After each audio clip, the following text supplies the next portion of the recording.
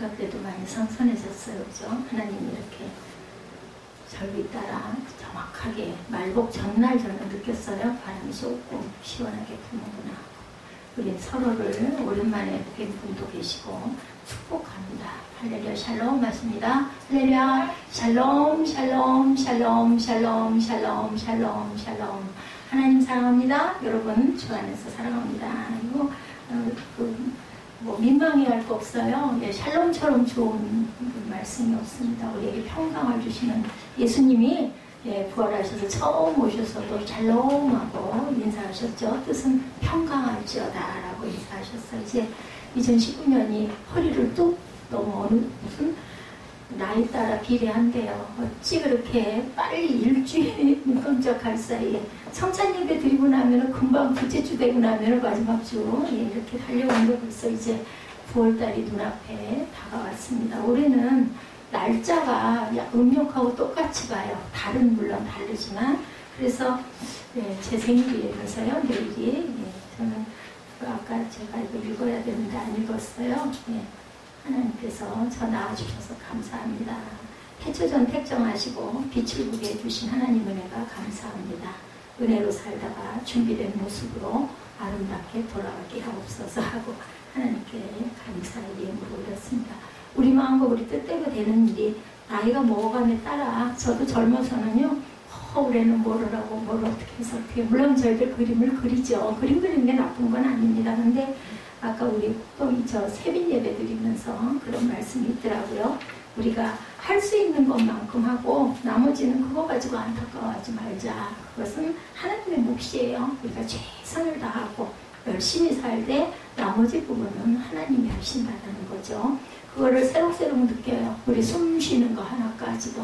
어떤 분이 팔이 부러져서 열흘 동안 기부스를 했다가 어저께 풀렸습니다 하고 인사를 하시더라고요. 그러면서 하나님의 은혜가 얼마나 감사한지 모르겠다고. 팔가 조금 불편하니까 얼마나 더우셨겠어요. 저희는 그냥 있어도 더운데 기부스를 했으니 팔이 조금 불편하니까 너무너무 하나님의 은혜가 감사했다고. 집사님이신데 그렇게 웃으시는 모습이 아이 같더라고요. 맞아요. 여러분 베개는 그렇잖아요. 필요면 재수없게 이 더운 여름에 팔을 다쳐가지고 팔이 부러져서 기부스를 할 게 뭐야. 예를 들면 뭐 어떤 요인을 막 원망하잖아요. 원망해서 좋아질 건 아무것도 없습니다. 오히려 우리 마음 반만 그죠? 상하게 되죠. 그렇기 때문에 우리 마음 안에다는 어떻게든 감사와 기쁨으로 가득 채워야 할 줄로 믿습니다.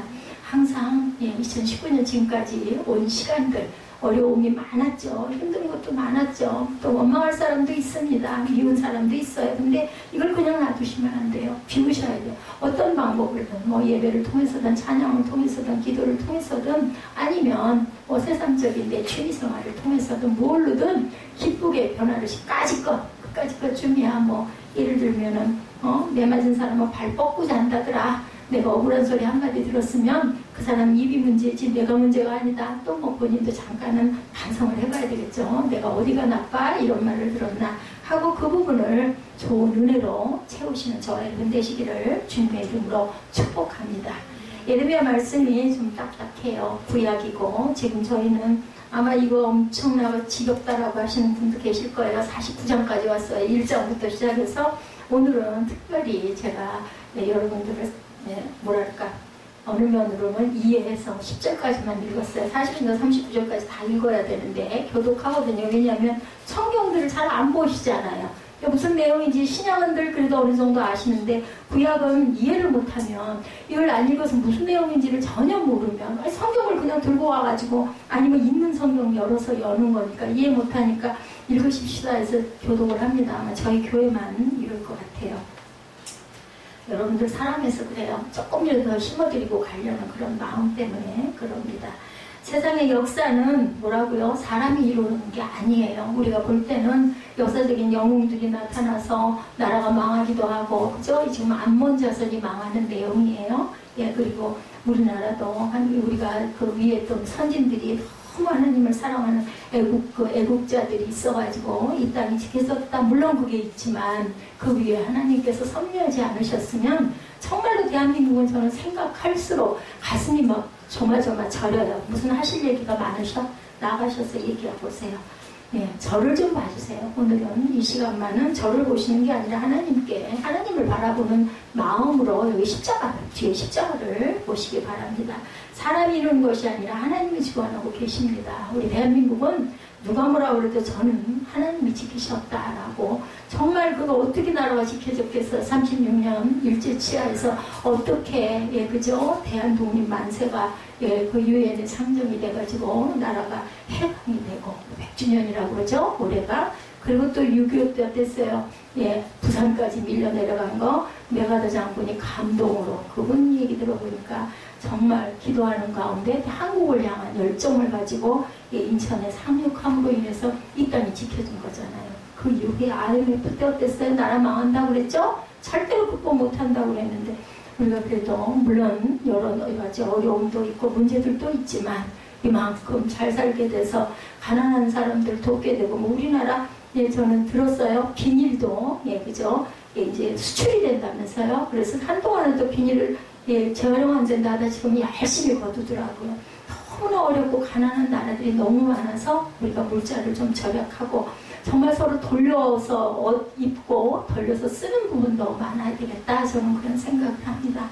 하나님께서 하시고자 하면은 안 되는 게 없다라는 거. 물론 이거, 예, 뭐 신앙을 지키지 않으시는 분들, 예, 그 하나님의 은혜 속에 있지 않은 분들은 별로 이렇게 마음에 와서 닿지 않을 수 있지만 절대로 기가 막힌 은혜는 하나님 안에 있다라는 것을 여러분들은 특히, 예, 특별히 고백하고, 여러분들이 왜 세상에 태어났는지를 생각하시기 바랍니다. 내가 있는 자리에서 나로 인하여 빛을 발하게 하여, 이 부족한 이 한나를 왜 여기다가, 여기 보니까 우리, 예, 김종석 선생님이, 예, 말씀하셨더라고요. 저 무거운 사명이 절대로 아니고요. 하나님의 은혜로 제가 이나마라도 살고 있거든요. 무거운 사명감 아니에요. 무거운 사명감 사역 아니에요. 하나님의 은혜예요. 정말 저는 새벽 예배 드리면서, 주중 예배 드리면서, 그 예배 드리고 나면 힘이 나서 하루 일과를 시작을 합니다. 예, 먼저 기도하고 수영장 출발해서 1시간 동안 수영하고 돌아오면 또 이제 배도 좀 고파지니까 그것도 조금 먹게 되고 정리하고, 한 11시쯤 되죠. 그러고 나면 이제 그때부터는 한 2시간 정도 기도하고 휴식하고, 또 이제 뭐 말씀 보고, 또 예배 준비하고, 하루 일과가 뭐 언제 어떻게 지나가는지 모를 정도로 가면서, 하나님께서 죄송합니다, 교회를 세우신 은혜가 나 그냥 놔뒀다가는 세상으로 흘러 들어가가지고 구원도 못 받고 천국도 못 갈까봐 나붙들어 두시느라, 그러면서 자녀들에게 온전하게 신앙을 심고 가라는 사명을 주셨는데, 그 은혜가 어디서 온 건가? 제 기억에 5살 때, 4살 때, 어린 기억이에요. 4살인지 5살인지는 모르지만 할머니 치마꼬리 붙들고 교회 나간 거. 근데 그 교회가 너무너무 좋았어요. 어렸을 때부터. 특히 큰 교회가 아니라 조그마한 교회들, 옛날엔 정말 작은 교회 많았어요. 정말 열악했죠. 전부 이 비닐장판 깔고 거기들 뭐 방석 하나씩 놓고 앉아가지고 예배를 드리는, 저는 그런 교회가 그렇게 교회만 가면 너무 좋았어요. 그때 아마 제 마음에 나도 모르게 하나님의 사랑이 들어와 있었던 것 같아요. 그 중간에 하나님 보시기에 온전치 못한 모습 굉장히 많았죠. 뭐 부끄러워서 이루 말할 수 없는 그 일들을 통해서도 하나님께서는 외면하지 않고 버리시지 않고, 그래도 그 마음에 있는 마음밭 하나 보시고, 예, 기도했더니 이렇게 교회를 사명을 주셨어요. 우리 자녀들이 고생을 좀 하긴 하지만 그 은혜도 하늘에 쌓이기 때문에 여러분 각자에게, 전부 다 여러분 각자에게 돌아갑니다. 하나님의 은총이 임하실 줄로 믿습니다. 그리고 그들을 통해서 오늘 본문 내용으로 돌아갑니다.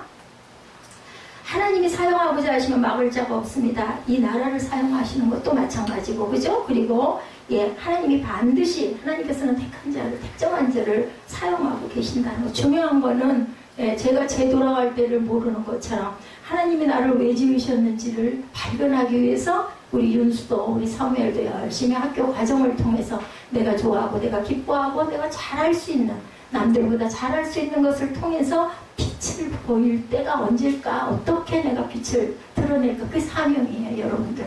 저는 윤수를 위해서는 특별히 기도합니다. 왠지 모르게 하나님의 은혜를 주셔가지고 하나님이 귀하게 잘 사용하시라고 그렇다고 윤수 보고 목사가 되라는 건 아니에요. 어느 자리에서나 자신이 하나님을 잘 믿잖아요. 기도 잘하잖아요. 그래서 우리 윤수는 청소년기를 잘 지나가게 하시고 그리고 빛과 사명을 감당하는 귀한 은혜가 있는 열매가 되라고 제가 늘 기도합니다. 암몬에 대한 예언이 나와 있어요. 아까 우리 읽었어요. 1절에서 6절까지 암몬 자손에 대한 말씀이라 야훼께서 이와 같이 말씀하시되 이스라엘에 자식이 없느냐. 제가 아까 잘못 읽었어요. 지식으로 보여가지고 이제 눈이 글자가 좀 작으면은 점 같은 게 잘 안 보입니다. 근데 아프라 하고 넘어왔는데 그거 뭐 읽다 말고 제가 정정할 수가 없는데 다시 말씀드립니다. 그 말씀 있잖아요. 시편에 있나요? 지식이 없어서 망한 일이라. 잠언인가요? 그 생각이 나서 그냥 이렇게 본 게 저 잘 오차 잘 안 하는데 자식이 없어서 없느냐, 상속자가 없느냐, 말감이 갓을 점령하여 그 백성이 그 성읍대로 사는 것은 어찌되냐. 말감이라는 곳이 갓을 그 나라를 점령했어요. 야훼의 말씀입니다. 이렇게 이어집니다. 암몬은 여러분들 혹시 기억 잊어버리셨어요? 저는 잘 잊어버립니다. 아브라함과 조카 롯이 자신의 작은 딸을 통해서 낳은 벤암미의 후손들이 세운 나라로 요단강 동편에 위치하고 있습니다. 그러니까 아브라함의 조카 롯이 자신의 작은 딸들을 통해서 예를 들면 딸들하고 아버지하고 근친상간 뭐 그때는 그런 일들이 있었던 것 같아요. 그래서 세운 나라 그리고 요단강 동편에 위치하고 있었던 농업을 주업으로 하고 암몬 족속은 민족신으로 말감이라는 우상을 섬깁니다. 항상 이스라엘을 대적했는데 이제 하나님은 예레미야 선지자를 통해서 이들의 죄를 심판하실 것을 선포합니다. 왜? 우상 숭배를 했기 때문에. 하나님은 먼저 암몬 족속이 이스라엘 땅 갓을 쳐서 점령한 것을 책망하십니다. 본문에 언급하는 사건은 비포 크라이스트, 예수님 오시기 전이죠. 722년 북이스라엘이 아수르에 멸망받을 때 이 땅을 차지해버립니다. 이스라엘이 자식이 없느냐, 상속자가 없느냐 있죠. 그 말씀은 이스라엘이 완전히 멸망했고 회복될 소망이 하나도 없다. 땅을 빼앗은 암몬의 태도를 꾸짖는 그런 말씀입니다. 1절에 나온 말감이라는 단어는 원래 밀곰, 혹은 몰렉신 여러분들 아시죠? 암몬의 오래된 무상을 말하는데 여기서는 암몬 족속의 왕을 의미하고 있습니다. 그 성경 요절의 원문의 내용들이 잘 풀이를 해놓은 걸 보면 우리가 그냥 읽어 넘어가는 모르는 부분들을 설명해 놨고 여러분들 혹시 주고 있으시면 이따가 읽으실 때 여기 그 참조하세요. 가운데 설교 본문 요약에 나와 있어요. 지금 첫 번째죠. 암몬에 대한 예언 49장 1절에서 6절 두 번째, 세 번째, 네 번째, 다섯 번째 그리고 밑에는 나와 있는 그 성경 구절들을 올려놨으니까 조금 참고하시면 좋으실 겁니다. 하나님은 이스라엘을 대신해서 암몬 족속에게 보복하시겠다라고 지금 누구를 통해서? 예레미야를 통해서 말씀하십니다. 암몬 족속은 하나님의 심판의 도구로 사용될 침략군에 의해서 전쟁을 겪고 황폐하게 너희가 될 것이다. 망할 것이다. 그냥 한마디로 얘기해서 2절 끝에 보면 그때 이스라엘을 자기를 점령하였던 자를 점령하리라. 이렇게 말합니다. 훗날에 바벨론에서 돌아온 이스라엘 민족은 다시 그 땅을 되찾습니다. 사실적으로. 이 성경 말씀들이요. 그대로 이어진 말씀들이에요. 역사 안에 그대로 내용들이 나와 있습니다. 3절에서도 암몬 족속의 비참함이 어느 정도일지 말씀하죠. 암몬 왕 밀관과 제사장들과 고관들이 모두 포로로 잡혀갈 것이며 애통함이 암몬 땅 전역에 있을 것이다. 왜 애통해요? 망했으니까 애통하죠. 잡혀왔으니까 왜 애통하죠. 죽었으니까 애통합니다.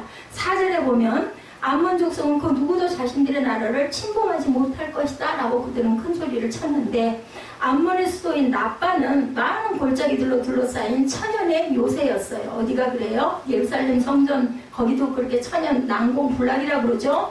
해발 900m의 고지에 세워진 라빠성은 많은 골짜기로 둘러싸여 있어서 굉장히 안전했다. 누구도 침략을 할 수가 없어요. 생각을 해보세요. 해발 900m의 고지에 성이 세워져 있으면 침략하기가 쉽지가 않겠죠. 예루살렘 성전도 그렇습니다. 그들은 자신들의 힘과 재물을 의지하면서 그 누구도 자신들을 공격할 수가 없다고 자랑을 한 거예요. 저 이거 말씀드리면서 딱 생각나는 게 타이타닉호. 절대로 입에는 안전하다 했죠? 안전하지 않았어요. 그죠? 우리가 항상 입술의 고백이 굉장히 중요합니다. 저는 가끔가다 아들이 말을 안 들으면 그냥 어휴 저 녀석 그냥 막 그렇죠 원망을 합니다. 내다 버렸으면 좋겠다 그러고 막 별 소리를 다 하다가 마음이 막 찔려요. 긍정적인 말, 살리는 말, 축복하는 말. 신학교 때 바빠 죽겠으면 막 신학생들 뛰어다니면서 5층 꼭대기까지 올라갔다 내려왔다 해야 되거든요. 엘리베이터 못 타니까. 그때 제가 만약 학교를 다녔더니 못 다녀요, 저는. 응? 죽겠다 안 하고 뭐라 그러게요. 살겠네 하면서 뛰어다니. 처음에는 이해를 못해서 왜 살겠다고 저러나 그랬더니 죽겠다는 말 대신에 입술로 긍정적인 말을 해야 되니까 아이고 살겠네. 그리고 뭐 바빠서 죽겠네가 아니라 너무너무 기뻐서 살겠네 막 이러더라고요. 자신의 힘과 재물을 자랑하는 자는 패역한 자고 타락한 자라는 사실을 우리가 깨달아야 되겠다. 안무는 그러한 자랑이 더 이상 계속되지 못할 거죠. 못하죠. 망하니까. 하나님 심판이 임하는 그날 그들이 자랑하고 의지하던 재물이 당연히 그들을 지켜주지 못합니다. 재물은 필요해요. 제가 한 달 한 달을 살얼음판을 딛는 것 같이 가고 있어요. 왜냐하면은 금전적인 받침이 뒷받침이 안 되면은 아무리 이렇게 작은 성전이라도 그죠? 필요를 채우는 것들이 있어야 되는데 그게 제대로 공급이 안 되니까 정말 신기한 건 우리 에스더 전도사님한테 물어보면 알 거예요. 그냥 입술 고백대로 그대로 이루어진 게 그냥 한 번은 어쩌다가 두 번은 그럴 수도 있죠. 아니에요. 필요할 때마다 많지는 않지만 할 수 있도록 지켜주시고 채워주시는 물론 사람을 통해서입니다. 하늘에서 뭐 뚝 떨어지는 일은 없어요. 사람을 통해서 하나님들 역사를 하시니까 5절을 보면 하나님이 두려움을 사방에서 암몬을 덮칠 것이다. 바벨론이 사방에서 공격할 때 암몬 사람들은 당황하여서 허둥대며 각자가 목숨을 건지기 위해서 무작정 도망칠 것이다. 여러분도 어떨 것 같아요? 재해가 왔어. 얼른 피난 가야 돼. 어디로 옮겨야 돼. 빨리 나가야 돼. 그러면 어떡하겠어요? 뭐 뒤도 안 돌아다보죠. 살아야 되니까. 뭘 챙기겠어요? 그냥 맨몸으로 급하게 뛰쳐나가겠죠. 무작정 도망가야 삽니다. 근데 그 살고 죽는 것도 하나님의 손 안에 있다. 제가 그래서 이 기도를 적으면서 그랬어요. 정말 제일 우리가 돌아갈 때 잘 돌아가요. 주변에 계신 분들을 봐도 그 생각을 참 많이 합니다. 좀 꿈도 야무지게 근데 이대로 될 줄로 믿습니다. 은혜로 살다가 준비된 모습으로 아름답게 돌아가게 하옵소서. 저는 그냥 이게 기도예요. 갈 때 무서움, 공포 이런 건 없으리라고 봐요. 그래서 저는 마음 안에 그런 것들이 있을 때는 무슨 방법으로든 쫓아냅니다. 그래야지 내가 사니까. 그런 삶의 모습. 저 보면 그러죠. 다들 어디가 전혀 아픈 사람같이 여겨지지 않는다. 어떻게 우리 에스더서 저 보면은 어디를 그렇게 보여? 하고 늘 얘기를 해요. 제가 은혜를 받습니다. 인간의 자랑과 의지하는 것이 결코 나를 지켜주지 못해요. 필요하기는 해요. 물질이 필요하죠. 시편 18편 1, 2절입니다. 주보에 나와 있죠. 잘 아시는 부분이에요. 나의 힘이신 야훼여 내가 주를 사랑하나이다. 야훼는 나의 반석이시오 나의 요새이시오 나를 건지시는 이시오 나의 하나님이시오 내가 그 안에 피할 나의 바위시오 나의 방패시오 나의 구원의 뿌리시오 나의 산성이시로다. 하나님만이 나의 힘이 되시고 의지하실 분이라는 사실을 우리가 깨달아야 됩니다. 저는 늘 문득문득 그 생각을 합니다. 정말 오래전 일이죠. 거의 벌써 15년 한 20년 가까이 되지 않았을까요? 윤순이 집에 가가지고 윤수 아빠하고 엄마 있는데 윤수가 없었던 것 같은데 제 기억에 윤수 태어나기 전이었던 것 같아요. 내가 앞으로 뭐를 하고 살 수 있을까 그 얘기를 했어요. 뭐 의류 이런 그런 상회를 하나 열면 어떠냐 이런 얘기를 해가지고 윤수 아빠가 참 항상 정말 이렇게 따뜻한 말을 잘해줘서 참 좋아하는데 저는 그랬더니 뭐 그거 하실 수 있겠느냐고. 그럼 상의했던 게 자꾸 생각이 나면 웃어요. 왜 그 생각을 하느냐. 모르는 거죠. 사람들이 그러죠. 다 해도, 이한나는 주의종은 절대, 물론 이제 이름이 개명된 이름입니다만은, 당신은 절대로, 하나님 길은 절대로 안 가려는 그런 사람일 줄 알았다고. 근데 하나님께서는 안 갈 것 같은 사람을 붙들어가지고, 근데 그게 억지로가 아니라 너무 감사해서 채워주시는 하나님. 그러니 얼마나 어리석어요. 나 이렇게 해서 조그만한 옷가게 하나 열어볼까 하고 상의를 했는데 생각지도 않은 은혜로 새벽 기도하다가 그러다가 신학교로 가게 되고 하나님이 영이 임하셔서 교회를 세우게 해주신 은혜. 우리는 모른다라는 거죠. 예수 그리스도만이 나라의 자랑이 되고 나의 의지가 되는 저와 여러분들이 되시기를 주님의 이름으로 축복합니다. 저를 좀 보세요. 제 젊은 날 얼마나 교만했어요. 그죠? 사치와 낭비는 또 얼마나 심했어요. 근데 결코 그 길을 그렇게 가서는 안 되니까 교회가 부흥이 안 되는 것도 아마 제가 오만해질까봐 이렇게 무릎을 꿇게 하시는 게 아닐까. 이거 싫으면요 교회 하루도 못 있을 거예요. 저는 정말 교회가 좋습니다. 제가 여기 있는 게 누구 말 맞다나 좋은 집, 고도방실 같은 좋은 집 다 놔두고 이 조그만한 공간에서 그렇게 덥기는 또 얼마나 더운데 이 성전이. 근데도 저는 너무나 좋아요. 여기만 들었으면 살 것 같은 생각이 드니 그건 은혜죠. 두 번째, 에돔에 대한 예언이 7절부터 22절까지 쭉 나타납니다. 에돔에 대한 말씀이라 만군의 야훼께서 이같이 말씀하시되 대만에 다시는 지혜가 없게 되었느냐, 명철한 자에게 책략이 끊어졌느냐, 그들의 지혜가 없어졌느냐, 드단 주민아 돌이켜 도망하라 라고 말을 하죠. 에서의 후손들인 에돔 족속은 사해 남단에서 아카마만에 이르는 170km의 험준한 광야 고온지대에 자리를 잡고 있었는데 어머니 뱃속에서부터 다투고 태어난 누구? 에서, 그죠? 장자권 문제로 갈등을 일으켰던 야곱과 에서의 후손들답게 이스라엘과 에돔은 항상 불화와 적대 관계에 있었어요. 에서와 이스라엘과 관계, 에돔이죠. 에돔은 출애굽한 이스라엘의 가나안 여정을 방해하고 그들이 고난을 당할 때는 조롱했고 멸망당하니까 너무나 기뻐해서 덤실덤실 춤을 춥니다. 이런 이유로 하나님은 많은 선지자들을 통해서 심판을 계속 예언했어요. 그러니까 절대로 우리가 지켜야 될 것은 교만하지 말아야 되겠다. 그죠? 우리가 섰다고 여길 때는 넘어질까 조심하는 그러한 잠언 말씀처럼 항상 나 자신을 돌아보고 나를 낮출 줄 알아야 됩니다. 7절에 하나님이 지혜로운 자와 명철한 자를 에돔에게서 끊어지게 하시겠다고 하셨던 것처럼 에돔은 지혜자들이 많기로 유명한 나라였어요. 그러므로 에돔은 이런 지혜와 명철을 의지하고 자랑하죠. 조금 그죠? 뭐 좀 재주가 있는 사람, 뭔가 또 좀 학식이 있는 사람, 또 무슨 재물이 좀 있는 사람들은 자랑하기에 바빠요. 저도 그런 사람 중에 하나였었죠. 정말 아무것도 아닌 것이 자랑할 때 하나님은 어떻게 바라보셨어요? 참 잠잠하게 바라보세요. 그러다가 어느 날 무슨 이유로인지 새벽 예배를 나가야 되겠네. 그 마음이 자꾸 오는 거예요. 기도했더니 보여지더라고요. 그래서 하나님 가장 가까운 교회에 나갈게요. 하얀교회 제가 봤거든요. 꿈에. 그랬는데 정말 내려가다 첫 번째 교회 제가 발견하면 거기 가서 새벽 예배 드리겠습니다 라고 기도했는데 내려가니까 그 하얀 교회 있죠? 그 교회 저 이름도 잊어버렸습니다. 그 교회가 수정교회인가요? 그 교회가 그 수정교회가 정말 크고 아름답다고 그래요. 정말 그 수정교회 자체는 하얀 교회였어요. 너무나 이쁘더라고요. 그래서 제가 그때부터 그 새벽 예배를 거기 가서 다니게 됐죠. 그 이후에 이제 우리 그 앞에 그 교회가 새하늘 교회인가요? 그 교회가 나중에 이제 섰죠. 8절에 나오는 드단 주민은 아브라함의 첩 그두라에게서 낳은 아들인 드단의 후손들이에요. 아브라함의 첩 그두라 아시죠? 에돔 족속에 동화되어서 함께 살고 있었는데 에돔이 심판을 당할 때 도망하라고 경고하고 있죠. 9절에 하나님은 두 가지 비유를 통해서 에돔을 철저하게 심판하실 것을 말합니다. 첫째는 포도를 거두는 자에 대한 비유였어요. 일반적으로 포도를 추수할 때 가난한 자나 나그네들을 생각해서 열매 가운데 얼마, 우리나라도 그렇잖아요. 고구마 뭐 이런 거 줄기 조금씩 남겨놓고 감자 줄기 같은 것도 좀 남겨놔서 지금은 뭐 그런 거 먹고 사는 사람이 글쎄 있을까요? 있겠죠. 그거 너무나 가난하기 때문에 밭에 가서 다 거둔 농작물들 막 뒤져가지고 그 조그만한 거, 저 어렸을 때는 있었어요. 작은 거 요만씩한 것들을 갖다가 그거 삶아서 먹고 했습니다.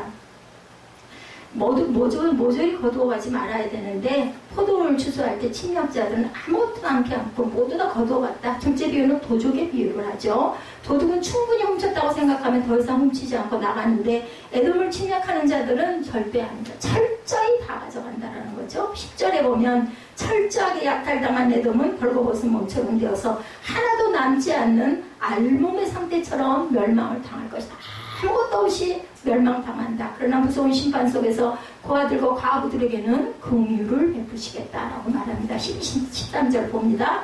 야훼의 말씀이니라. 이렇게 시작을 하죠. 말씀이 거듭 강조되고 있는 이것은 곧 하나님의 긍휼을 베풀지만 에돔은 반드시 심판하시겠다라는 하나님의 강한 의지를 보여줍니다. 12절에서 보라, 술잔을 마시는 습관이 없는 자도 반드시 마시겠거든 이라고 하는데 이스라엘 백성을 가리키는 거예요. 하나님의 백성인 이스라엘도 죄로 인해 하나님의 심판의 잔을 마셨는데 이방 나라인 에돔이 어떻게 죄로 인한 심판의 잔을 니들이 어떻게 피할 거냐, 내 백성도 잘못하면 이렇게 심판한다 라는 이야기입니다. 13절에도 내가 나를 두고 맹세하노니 라고 말씀합니다. 하나님이 스스로 하신 맹세는 어떤 맹세? 보스라라는 성을 영원히 황폐하게 할 것이다 라는 맹세였죠. 보스라는 한때로는 에돔의 수도였습니다. 보스라는 산변이 가파른 암석으로 된 계곡 위에 세워져 있었기에 에돔의 견고한 성읍들 중에서 가장 견고한 요소로 알려지죠. 우리 볼까요? 성경을 아무도 안 들여다보시는 것 같아. 12, 13절 한번 봅니다. 야훼께서 이와 같이 말씀하시니라. 보라, 술잔을 마시는 습관이 없는 자도 반드시 마시겠거든. 내가 형벌을 온전히 면하겠느냐? 면하지 못하리니 너는 반드시 마시리라. 야훼의 말씀이니라. 내가 나를 두고 맹세하노니 보스라가 놀램과 치욕거리와 황폐함과 저주거리가 될 것이요 그 모든 성읍이 영원히 황폐하리라 하십니다. 예, 그냥 제가 말씀드린 보스라가 도대체 뭐야 할 거 아니에요, 그죠? 성 이름이에요. 에돔의 수도이라고 나오죠.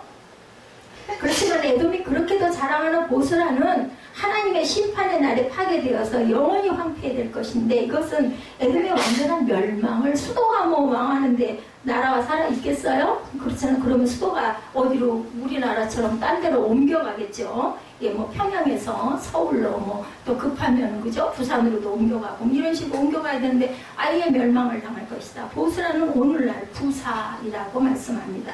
폐허지로 확인되고 있습니다. 현재도 있어요. 폐허지.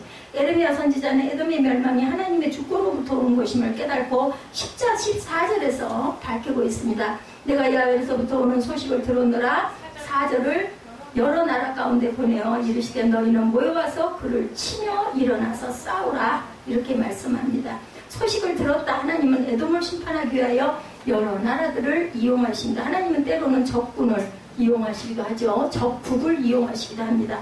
아무리 에돔이 산꼭대기에 천연 요새를 가지고 있다 할지라도 하나님은 거기에서 끌어내려서 멸시하시겠다라는 거 못하실 게 없죠. 17절에도 보면 에돔이 공포의 대상이 되리니 그리로 지나가는 자보다 놀라며 그 모든 재앙으로 말미암아 한식하리로다 라고 증거되어 있습니다. 18절에도 뭐라 그러세요?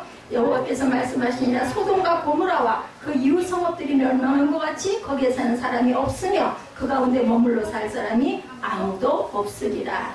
19절에도 보라, 사자가 요단강의 깊은 숲에서 나타나듯이 그가 와서 견고한 처소를 칠 것이라. 내가 즉시 그들을 거기에서 쫓아내고 택한 자를 내가 그 위에 세우리니 나와 같은 자 누구며 나와 더불어 다툴 자 누구며 내 앞에 설 목자가 누구냐, 누가 이거를 막겠느냐 한 거예요. 자신을 요단의 숲으로서 올라온 사자에 비유합니다. 구약시대 요단강 지역의 울창한 숲에는 사자가 서식하고 있었는데 이 사자들이 요단 계곡의 푸른 목초지에 있는 양을 잡아먹기 위해서 출몰하고 했다고 그래요. 하나님께서는 요단의 사자와 같이 에돔을 심판하시겠다라는 겁니다. 사자가 공격할 때 어떤 동물도 그 공격을 막아낼 수 없는 것처럼 에돔 역시 하나님의 공격을 막아내지 못하고 멸망할 것이다. 나와 같은 자 누구며 나로 더불어 다툴 자 누구며 내 앞에 설 목자가 누구냐. 하나님의 주권으로 행해지는 에돔에 대한 심판을 아무도 막을 자가 없다. 이런즉 에돔에 대한 하나님의 주권을 20절에 분명하게 밝히죠. 그런즉 에돔에 대한 야훼의 의도와 대만 주민에 대하여 결심하신 야훼의 계획을 너희가 들어라. 하나님의 계획하심을 세 가지로 말씀하죠. 첫째는 20절에 양떼의 어린 것들을 그들이 반드시 끌고 다니고 괴롭히고 그들의 처소는 황폐하게 될 것이다. 이것은 곧 에돔 족속이 포로로 끌려갈 것을 의미하고 있고 에돔은 멸망을 당할 것이라는 겁니다. 둘째는 21절에 에돔의 성읍들이 무너지는 소리에 땅이 진동하고 그들의 울부짖음이 멀리 떨어지는 홍해까지 들릴 정도로 비참할 것이다. 여러분들 홍해 아시죠? 셋째는 22절에 에돔을 침략하는 나라가 독수리같이 신속하게 날아와서 날개를 펼 때 에돔의 용서들은 두려움과 공포로 회선하는 여인처럼 비명을 지를 것이다. 여러분들 아들 출산할 때 많이 아팠죠? 그렇게 비명, 그 제일 고통스러운 거를 여자들의 해산, 출산 얘기합니다.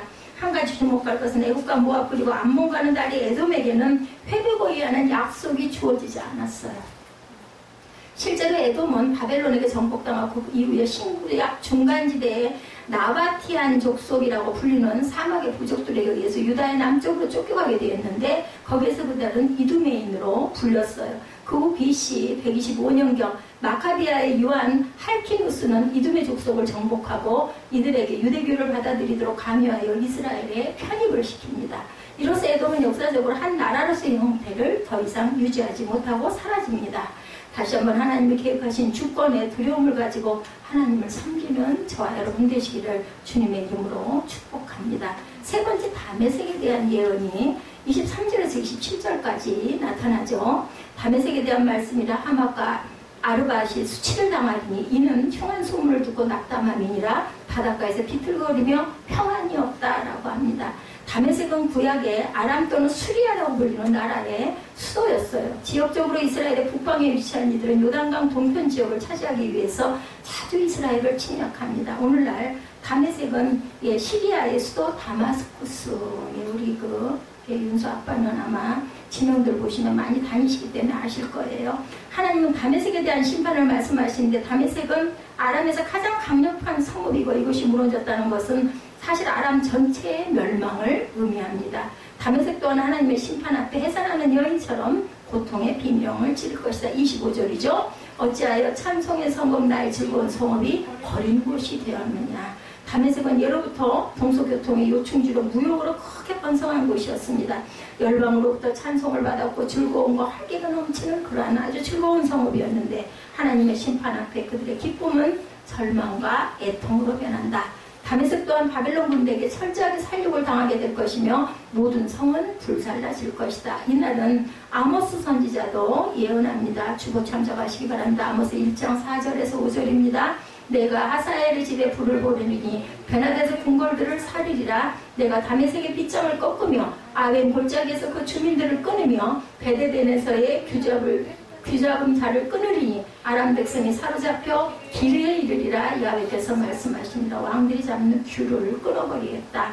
아람 국가는 BC 605년 바벨론에 의해서 완전하게 멸망하는 나라가 됩니다.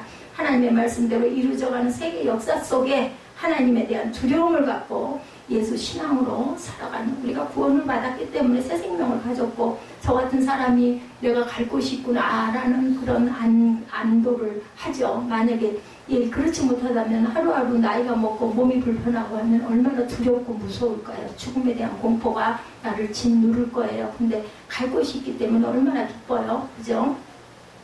네 번째, 이제 다 끝나가요, 여러분들. 제가 아주 빠르게 말씀을 전합니다. 게달과 하솔에 대한 예언이 28절에서 33절까지 나타납니다. 게달과 하솔은 나라이기보다는 조그마한 부족이었어요. 이들은 팔레스타인 동부의 수리아 사막에 살았는데 게달은 이스마엘 후손의 유랑민족으로 아라비아 사막에서 양을 치고 팔솜질을 자랑하고 전쟁을 좋아하는 부족이었습니다. 역사 얘기를 좀 들으시면 그렇게 지루하지 않을 거예요. 하나님은 바벨론을 통해서 게달과 하솔을 심판하시기로 작정하셨는데 그들이 바벨론에게 빼앗기는 품목을 보면 어떤 자들인지 알 수가 있습니다. 29절에 양떼와 휘정과 낙타를 빼앗길 것이다. 이들은 정착민이 아니라 유목민이라는 사실을 빼앗기는 것들을 보면은 우리가 알 수가 있다는 거죠. 30절에 하솔 주민에게 동일하게 하나님의 심판이 임할 것이라고 말합니다. 하솔 주민 또한 빼앗기는 품목이 낙타와 가축들임을 볼 때 이들 또한 유목민들이다. 31절에도 고요하고 평안히 사는 백성들이었는데 성도 없고 집도 없이 사는 유목민들. 이들은 이스라엘을 괴롭힌 적도 없는 아주 작은 부족이었어요. 그런데 왜 하나님이 이런 작은 부족까지 심판을 하셨을까? 30절에 내가 살점을 깎는 자들을 사면에 흩어버릴 것이라고 말씀합니다. 구약 성경에 보면 내가 그 머리털을 모지게 깎는 자들은 사면에 흩으리라 이렇게 나타나 있어요. 게달과 하솔 민족은 이방신들을 섬기는 자들이 하는 것처럼 머리털을 깎았다는 것을 볼 때 그들 또한 우상을 섬겼을 것이다. 에레미야 19장 27절입니다. 머리카락을 둥글게 깎지 말며 수염 끝을 손상하지 말아라. 그때는 머리카락을 둥글게 깎으면 안 됐던 것 같아요. 33절에도 보면 큰 뱀의 거처가 되었다라고 말합니다. 뱀은 곧 사탄을 의미합니다. 그것도 큰 뱀의 거처가 된다는 것은 사탄의 속성을 가지고 있는 악한 백성임을 나타내죠. 하나님은 사랑이 하나님이시지만 우상을 섬기는 자는 절대로 그냥 넘어가지 않습니다. 아무리 불쌍하고 연약한 자랄지라도 꼭 심판을 하신다는 것 잊지 마시기 바랍니다. 우상이라는 건 다른 신을 섬기는 것뿐만이 아니라 여러분들 아시죠? 내가 하나님보다 더 사랑하는 게 있으면 그것이 우상입니다. 남편이 될 수도 있고 자녀가 될 수도 있고 아니면 내가 아주 즐기는 취미생활이 될 수도 있고 여러분들 요즘에 빠져있는 휴대폰 그런 중독에 걸리는 것도 우상 숭배입니다. 게달과 하솔은 하찮은 조그마한 부족이었지만 그런 조그마한 부족도 하나님은 그냥 지나치지 않고 반드시 심판하신다. 나의 죄가 아무리 작다 할지라도 하나님은 그냥 적당히 안 넘어가세요. 내가 생각하기엔 작은 죄일지라도 하나님 보시기에는 큰 죄, 그걸로 인해서 제 영혼이 죽겠구나 라고 하면은 그것은 야단을 치시죠. 아까 제가 여러분들 찬양 들어보셨죠? 고난과 어려움 통해서 하나님께서 내게 깨달음을 주시려고 그런 고난을 주실 때도 있다. 어떤 작은 죄일지라도 하나님 앞에 회개하고 십자가의 피로 죄사함을 받아서 하나님의 무서운 심판을 받지 않은 저와 여러분들 지금은 우리들이 기회가 있어요. 저도 아직 기회가 있습니다. 잘못된 부분들 남아있는 것들 낱낱이 하나님께 고하고 하나님의 하라시는 대로 순종하다가 그죠? 준비하고 있다가 가면 됩니다. 5번째 엘람에 대한 예언이죠. 마지막이에요. 34절에서 39절에 유다왕 시드기야가 즉위한 지 오래지 아니하여서 엘람에 대한 여호와의 말씀이 선지자 예레미야에게 임하여 이르시되 만군의 야훼가 이같이 말하노라. 보라 내가 엘람의 힘에 으뜸가는 활을 꺾을 것이요 하늘의 사방에서부터 사방 바람을 엘람에 오게 하여 그들을 사방으로 흩으리니 엘람에서 쫓겨난 자가 가지 않는 나라가 없으리라. 야훼의 말씀이라. 내가 엘람으로 그의 원수의 앞에 생명을 누리는 자의 앞에서 놀라게 할 것이며 내가 재앙 곧 나의 진노를 그들 위에 내릴 것이며 내가 또 그 뒤로 칼을 보내어 그들을 멸망시키리라. 내가 나의 보좌를 엘람에 주고 왕과 고관들을 그곳에서 멸하리라. 야훼의 말씀이니라. 그러나 말일에 이르러 내가 엘람의 포로를 돌아가게 하리라. 야훼의 말씀이니라. 엘람은 포로를 돌아가게 한다고 말씀합니다. 셈족에 속하는 엘람은 페르시아만의 북동쪽 바벨론 동부의 산악지대에 위치한 국가였었어요. 여러 세기를 통해서 아수르나 바벨론 같은 강대국들과 세력을 다투었습니다. BC 640년 아수르왕 아술반이 팔에게 정복당하면서 약소국으로 근데 나라는 있네요. 전락을 합니다. 엘람은 아수르가 남유다 왕 히스기야를 공격할 때 아수르의 동맹을 맺고 후에 메대 바사의 연합군대와 바벨론을 공격할 때는 메대 편에 가담하기도 합니다. 이러한 엘람도 바벨론에 의해서 멸망당할 것이다 라고 예언합니다. 35절에 내가 엘람의 힘에 으뜸가는 활을 꺾을 것이다 했듯이 엘람은 능한 공수들이 많아서 그들은 그러한 자신들의 힘을 자랑했다. 36절에도 하늘의 사방에서부터 사방 바람으로 엘람을 흩으실 것이다 말하죠. 하늘의 사방 바람은 하나님께서 열방중으로 일으킨 강력한 군대를 가리키고 있는데 바벨론 세력을 의미합니다. 특이한 것은 엘람의 심판에는 유독 하나님 자신을 나타내고 있습니다. 내가 말씀이 5번 나의 진노 나의 보좌를 언급합니다. 37절에도 엘람에 내리는 재앙이 하나님이 직접 하셨다. 나의 진노를 내리셨다라고 말씀합니다. 그들에게 심판의 칼을 보내고 멸망시킬 것은 하나님 자신이다. 38절에도 나의 보좌를 엘람에 주고 라고 했는데 이것은 엘람을 정복하여 보좌를 엘람 땅에 두겠다는 것을 의미하는데 이것은 곧 정복자가 하나님 자신이라는 것을 여기서 의미합니다. 이렇게 하나님 자신을 강조하고 있는 것은 46장부터 49장까지 8개 나라의 심판을 마치면서 누가 이렇게 하려는지를 강하게 깨닫게 하고자 하시는 하나님의 마음이죠. 바벨론이 강나라를 심판하신 것이 아니라 하나님의 주권이 강나라를 심판하셨다는 사실을 우리가 알아야 되겠다.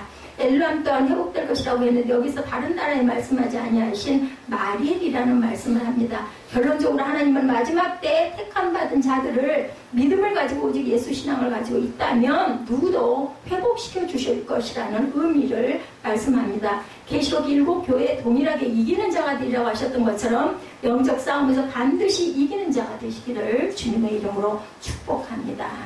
누가 그러셨다, 어떤 목사님이 그러셨다면요, 말씀을 맺겠습니다 하고 1시간, 저는 말씀을 맺겠습니다 하면 5분이면 끝나요. 5분 안 걸리겠네요. 각 나라가 하나님의 심판을 받을 수밖에 없는 데는 공통점이 있었어요. 그죠? 여러분들 어떤 지명이고 어디에 있고 BC 면역이 기억 아무것도 안 나실 때 단 우상 숭배하면 안 되겠다. 내가 교만하면 안 되겠다. 내가 순종해야 되겠다. 때가 있을 때 내가 빨리 돌이켜야 되겠다. 세상은 하나님의 하나님의 역사로 세상이 움직여가고 있구나. 예, 이렇게 그것만 아시면 돼요. 2019년을 보내면서 내가 얼마나 하나님께 감사했나.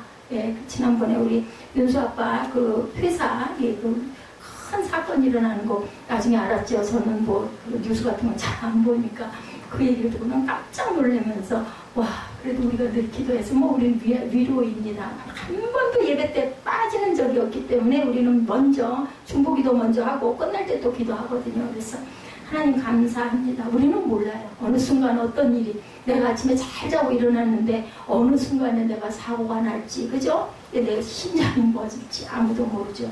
그래서 저는 늘 수용하면서 샬롬하고 기도를 합니다. 늘 천정을 보고 수용을 하기 때문에 기도하기가 더 좋은 것 같아요. 그래서 저는 배영을 너무너무 즐깁니다.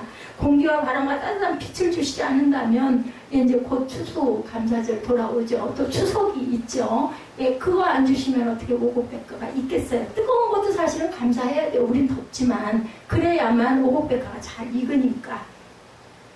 내 생명을 이렇게 이 세월까지 60년이 넘는 세월을 유지시켜 주신 것도 하나님의 은혜. 그리고 또 별로 그렇게 배가 고픈 적이 없어요. 예, 먹을 게 없어가지고 굶었던 기억이 한두 번도 안 돼요. 저도 어려운 시절을 살았지만 엄마가 허리를 줄이셨죠. 예, 허리끈을 맨날 조여 매시고 무지개를 주셨다는 얘기를 들었습니다. 어떻게든지 꼭 밀밥이라도 먹이려고 아침밥을 반을 남겨놨다가 낮에 먹이고 엄마는 굶고 너무 힘이 없으면 그 우물물 그냥 벌컥벌컥 둘러 마시고 그걸로 또 힘을 내서 무지개를 쳤다 그래요. 지금처럼 뭐 물을 틀면 콸콸 나오는 게 아니라 시오리씩 떨어져 있는데 가가지고 물을 길어가지고 나르고 이렇게 사셨다는 이야기를 들었습니다. 하나님은 이 나라도 마지막 때 지금 붙잡고 계신다라는 거. 우리나라 민족을 위해서는 우리는 거의 의무적으로 열심히 기도해야 합니다. 하나님의 가정도 우리의 가정도 하나님이 강하고 붙들어 주시죠. 하나님의 가정, 예, 우리 자녀들, 믿음의 자녀들의 가정들을 붙들고 계신다라는 것. 데살로니가전서 5장 18절이죠. 범사에 감사하라. 이것이 그리스도 예수 안에서 너희를 향하신 하나님의 뜻입니다. 범사에 감사하시기 바랍니다. 혹여 예, 원망이 좀 일어나고 불평이 일어나고 미움이 일어나 하지라도 뭐라고요? 긍정적인 말로. 예, 그리고 그게 안 될 때는 그렇게 기도하세요. 하나님 그 마음 주시옵소서. 성령께서 나를 변화시켜 주셔서 사랑으로 품을 수 있게 해주시고 미움을 비울 수 있도록 하나님 마음을 허락하여 주옵소서 하고 기도하시는 저와 여러분들 되셔서 하나님께 잘했다 칭찬받고 축복이 자손 대대로 이어지는 저와 여러분의 가정들 교회가 되시기를 주님의 이름으로 축복합니다. 우리 결단하시고 잠깐 말씀 생각하시면서 각자의 자리에서 각자의 입장에서 잠깐 기도하시고 축복으로 예배를 마치도록 하겠습니다.